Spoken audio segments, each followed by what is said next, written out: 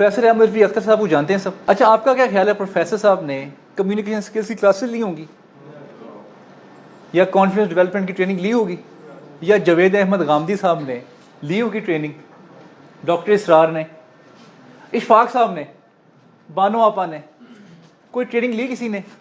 तो कैसे ठीक है इनकी कम्युनिकेशन? जी,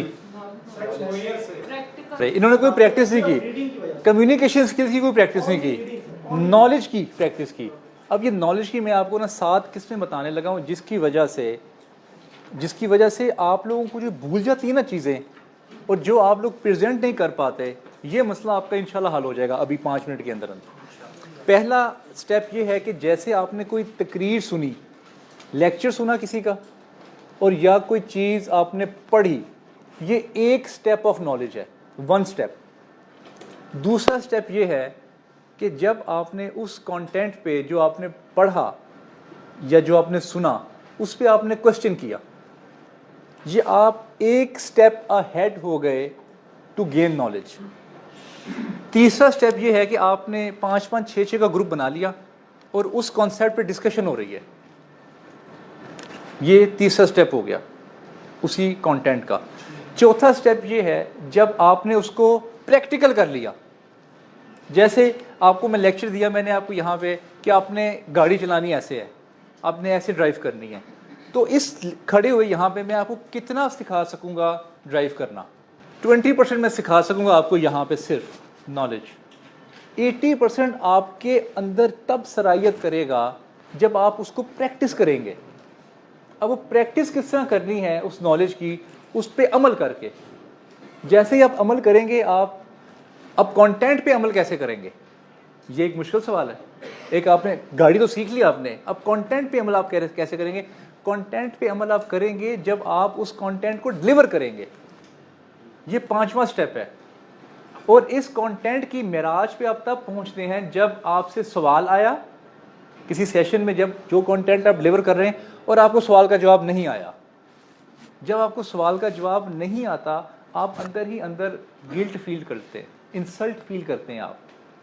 फिर आपको जो वो इंसल्ट है ना, वो इंसल्ट आपको पढ़ने पे मजबूर करती है और मज़ीद इल्म हासिल करने पे मजबूर करती है। ये 5वीं स्टेज हो गई।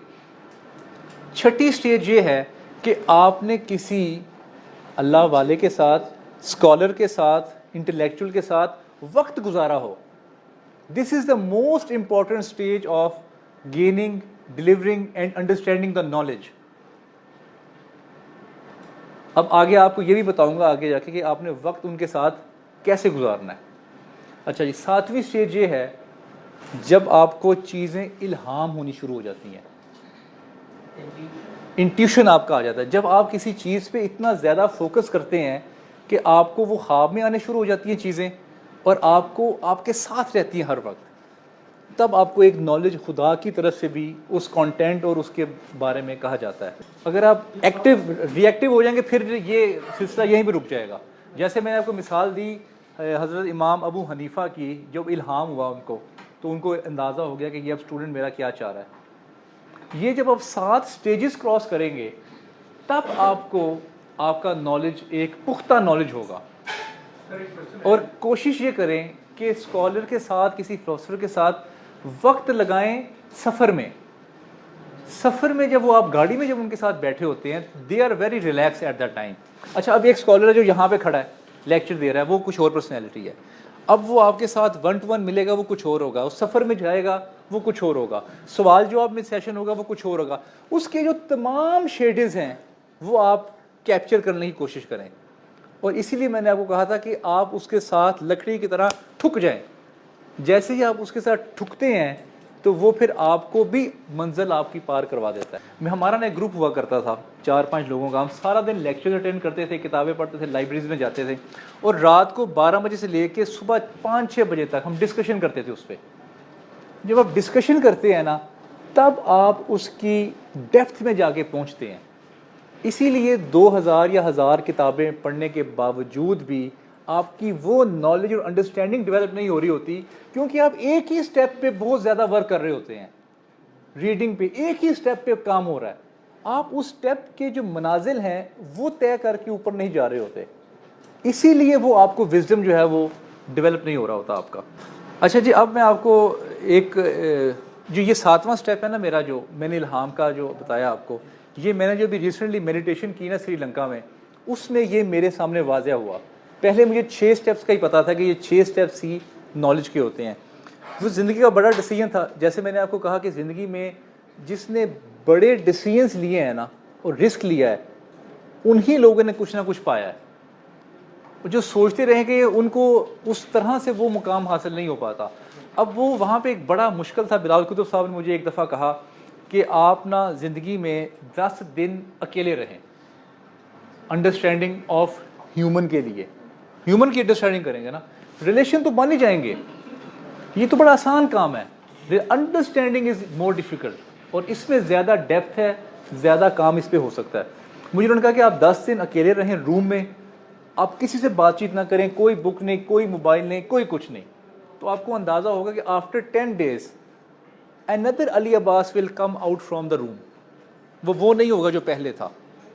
मेरी एक फ्रेंड है हंगरी से, वो आई, उन्होंने मुझे कहा, मैंने उनसे डिस्कस किया, ये वो साइकोलॉजिस्ट हैं, साइकेट्रिस्ट हैं। उन्होंने कहा आप इसकी बजाय ना आप श्रीलंका में जो कोर्स हो रहा है ना एक मेडिटेशन का, वो कर लें, वो भी इससे रेलिवेंट ही है। उसमें ये होता है कि लोग इकट्ठे होते लेकिन वो आपस में बातचीत नहीं करते।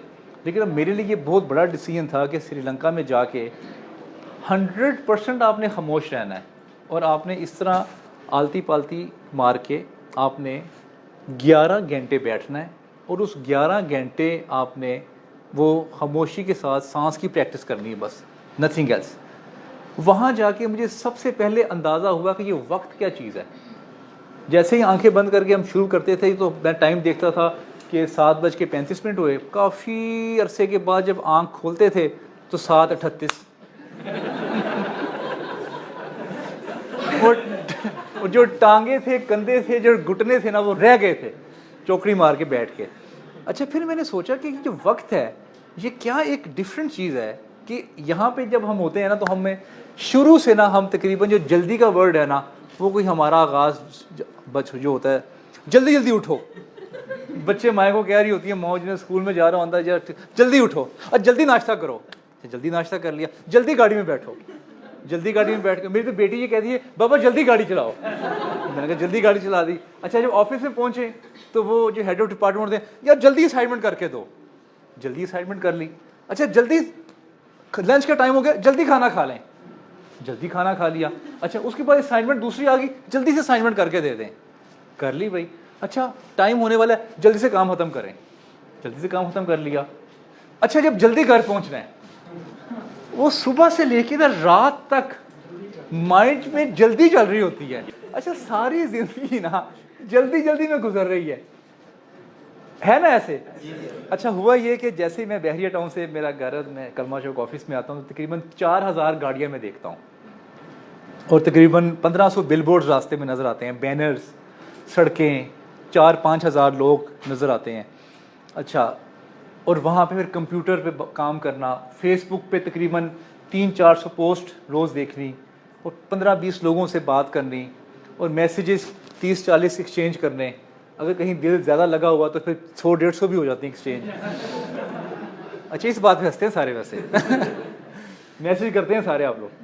अच्छा, उसके बाद मैसेज के बाद ईमेल्स चेक करनी।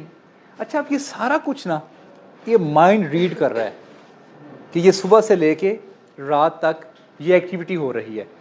अच्छा, जब वहाँ पे गए तो वहाँ पे जाते ही खामोशी। 150 लोग हैं जो कि तमाम दुनिया के मल्टीनेशनल से और बैंक से और मुख्तलिफ एक्टर्स, एक्ट्रेसेस, मॉडल्स आए हुए हैं ये कोर्स करने के लिए। लेकिन अब दुख इस बात का है कि इतनी ज़्यादा सामने खूबसूरती होने के बावजूद भी आप किसी से बात नहीं कर सकते, और वो भी नहीं आपसे बात कर सकते। एक ये भी स्ट्रेस, एक पागल हो जाने का स्ट्रेस, एक मरने का स्ट्रेस। मौत को मैंने वहाँ पे करीब से देखा। अच्छा, माइंड जो था ना, माइंड है क्योंकि ये सारा कुछ देखा होता है। अच्छा, माइंड एक यकदम आके ज़ीरो हो जाता है। जब माइंड ज़ीरो हुआ तो उसने एग्जैक्टली उस तरह से अंदर आवाज़ें आनी शुरू हुई जैसे आपने देखा कि तवे के ऊपर, अगर गर्म तवे के ऊपर अगर आप पानी फेंकें तो कैसी आवाज़ आती है।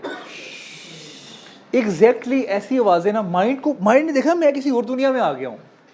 ना कोई चीज़, ना कोई जल्दी, टाइम गुजरे ना। वो 5 दिन जो थे मेरे, 5 महीनों जैसे गुजरे, जो कि ख़त्म ही नहीं होते थे।